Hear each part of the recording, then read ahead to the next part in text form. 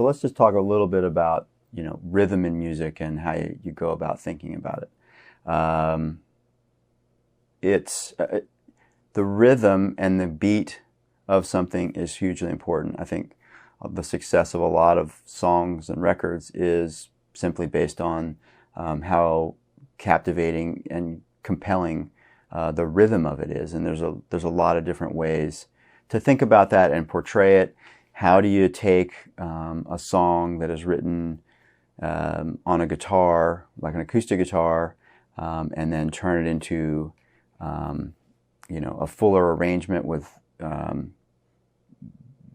rhythm being played on drums or percussion and just other things, and deciding what is appropriate or what could be. There are no rules for it, and it's hard to sort of like quantify it in that, for me to be able to say, well, if you have this, then do that. But typically what'll happen is something that's written on just a single instrument, it will have some of the rhythmic information already built in and implied in what's going on. And so if you're going to put drums to it, you need to play with that, accentuate it, give it a foundation to live with and on top of, but then realize that maybe some of that rhythm that was in that initial version of the song now is being transferred to another instrument. And so maybe the original instrument will have to simplify so that, because in the end result, you don't want everything playing together and playing the same rhythms. You want it to divvy up the rhythms and divide the syncopation and let several instruments carry the rhythm. I think that's, in pop music, sometimes you have a very simple drum pattern, because there's there's things that are playing arpeggiations, or the vocal rhythm can change against a very predictable simple rhythm to change the feel. It's not necessarily like I said, it's not really a cut and dry black and white thing to explain, and it does take experimentation, and the things that I think about are just making sure that everything isn't doing the same rhythm. Obviously, the drummer and the bass player, for the most part, need to have an understanding and a relationship in terms of what their rhythms are doing with the kick drum and what the bass player is playing. That is what feels good and what is very common in music. So that's kind of a relationship to pay attention to. But if you've got like a guitar part that's kind of doing chugging eighth notes, well, you don't want the snare drum, playing like a busy pattern necessarily. I mean, maybe you do, maybe you don't. It's just thinking about how to divide up the rhythms and separate the responsibility of the rhythms to create the contrast and texture and depth. And that just takes experimenting. Oftentimes, when I'm just listening to a very simple demo, I just kind of pay attention to the way it makes me feel and the way I might want to move, or like how I tap my foot, or what feels emphasized in that rhythm. And then, okay, we'll start to think about what would be a cool sound or a cool way to do that rhythm to accompany this. And then when you do that, maybe then you realize, well, that's a necessary part of the rhythm, but to have them both doing it is not the thing I want to have happen. So probably try to take away that rhythm from the acoustic guitar so that I can have drums with it, and that I'm forming a relationship. Or if it doesn't feel right to take that rhythm away from the acoustic guitar, well, figure out how the drums can play that same rhythm, but in a way that's maybe not as forceful or more complementary to what the guitar is doing. Instead of it being a certain rhythm being reinforced with the snare drum, maybe it's better with the floor tom, because the floor tom is darker and heavier. It'll add weight and substance to that particular rhythmic note, but it's not going to be as forward feeling as the acoustic guitar.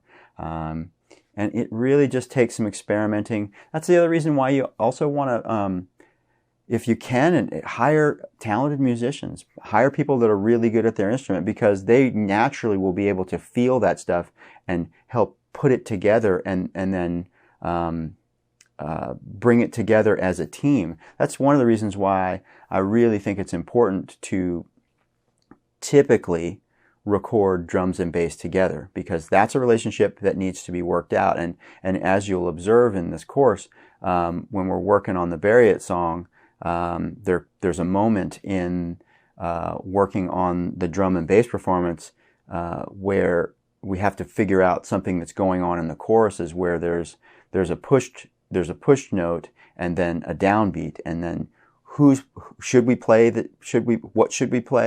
and how should we play it, and then making sure that the two musicians are on the same page and making the choice that feels best. Because, if we had only done one at a time, it might not be as obvious of a conflict. And then when the other player would come in later, subsequently, and try to play it, then we'd realize this is maybe not working. And you can probably address it in some way, but I just think it's better to be able to work those things out. But if you've got a really cool drum loop or a program track already going, and then I'd have the bass player come in before I would add more drums to it. I'd get that relationship sort of advanced a little bit. So what I'm saying is like, if I have an acoustic guitar song and I've put a little bit of drum programming to it, and that drum programming feels good, the next thing I do, if I would just get the bass, I would get a bass part down before I started adding more rhythm to it. And that's a generality, though, because it really depends on the genre. It's really thinking about dividing up rhythms, creating depth and contrast, and the ability for, let's say you have a simple drum pattern going, and adding a tambourine or some other rhythmic thing over the top of it will make a section feel elevated and busier and more compelling and give it more momentum or just a different feel.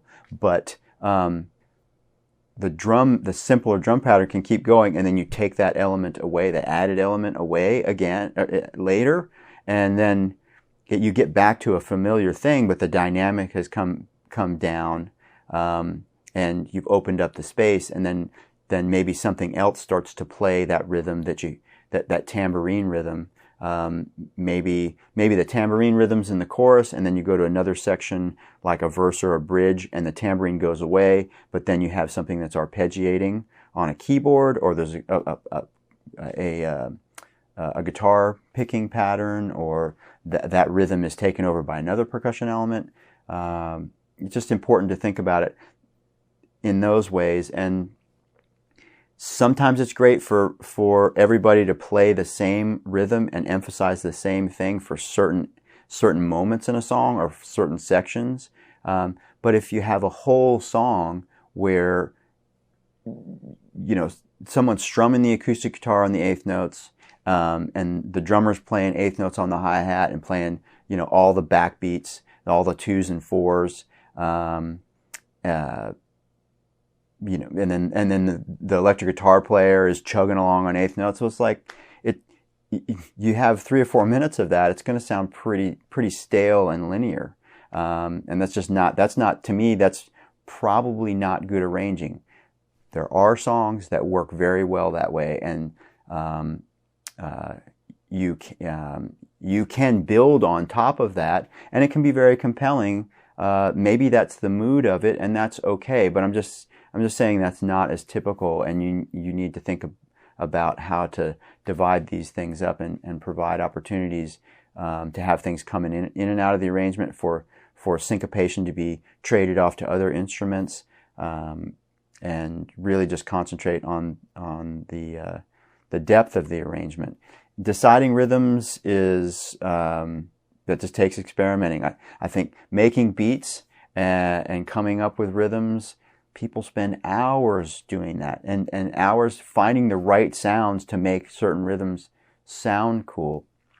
So, and that's another reason to study music and study all kinds of different music, and to sort of start to pick up and identify what rhythms people are using for certain feels, certain tempos, what instrument choices are used to do those things. And sometimes it's genre specific, and just to sort of be aware of it so that you can, that's the only way to really teach yourself. And then you have to use your personal taste and your intuition to try and experiment and figure that stuff out. But that's just a little bit of insight and direction about the way I think about it, and a few pointers about how I start and what I'm trying to look out for in organizing the rhythmic elements of a production. So just like some further examples of rhythm development in a song, like James Bay Collide. Early in the song, first verse, there's a little shaker pattern that comes in very subtly. And then when it goes to the pre-chorus, some rim clicks start playing a bit of that rhythm that the shaker has introduced into the song. And then you get to the first chorus, and the rim clicks continue and claps come in for the backbeats, the 2s and the 4s in the chorus. And then what happens in the second chorus are that you have the claps on the backbeat, but then the drummer actually starts playing the snare drum with the backbeat. And so it's like a progression and introduction of sounds. And